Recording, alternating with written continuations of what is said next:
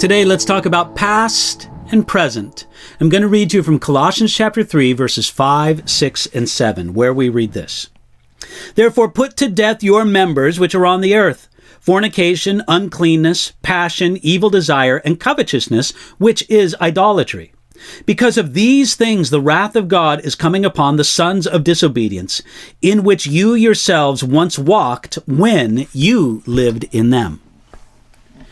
In the first 4 verses of Colossians chapter 3, Paul told us that for the Christian, Jesus Christ is now their life, and we are identified with the risen and enthroned Jesus. In light of that, he told believers that we must put to death the things in our life that are contrary to our identity with Jesus. We put these things to death in the sense of denying them and considering them dead to us and us dead to them. When we gratify a sensual appetite, we give that appetite the food and nourishment that makes it thrive. When we treat ungodly, sensual desires as if they were dead, we deny them strength to influence our lives. Paul then listed many specific sins that we're to die to. It's important to list and name these sins just like Paul did. We need to specifically and individually deal with such areas of habit and temptation. Paul began by describing sexual sins: fornication, uncleanness, passion, evil desire. You see, sex is a wonderful gift from God, but it is easily and often corrupted and perverted. Christians need to recognize Jesus as Lord over all their life, including their sexuality. Yet it isn't the only sins that Christians are to be concerned with have to do with sex. Paul went on to name also covetousness.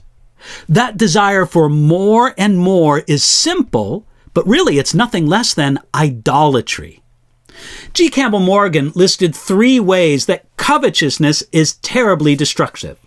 First, it's idolatry, in that it only obtains when man thinks of life consisting in the things possessed rather than in righteous relationship to God.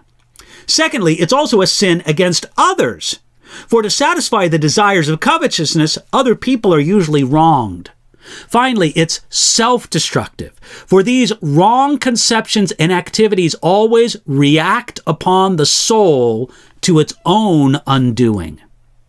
Now, the sins mentioned previously are part of the way that the world lives, and not the way that Jesus lived. Every Christian is faced with a question: will I identify with the world or with Jesus? Remember, we're identified with Jesus Christ. That's in Colossians chapter 3, verse 4. Since there is no way that Jesus would walk in any of these sins, we won't walk in them either. Paul recognized that these sins used to characterize us all. He says, in which you once yourselves walked when you lived in them. These sins may mark a world in rebellion against God and destined for his wrath, but they are in the past tense for the Christian. Paul says that Christians once walked in these sins. Now, it's possible, though tragic, that these sins should occasionally mark a Christian's life, but they must not be a Christian's walk, their constant manner of living. Simply put, the Christian should not live like the sons of disobedience. A true Christian cannot be comfortable in habitual sin. So believe it today.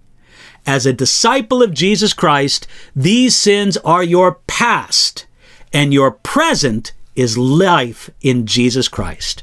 Receive that in Jesus today.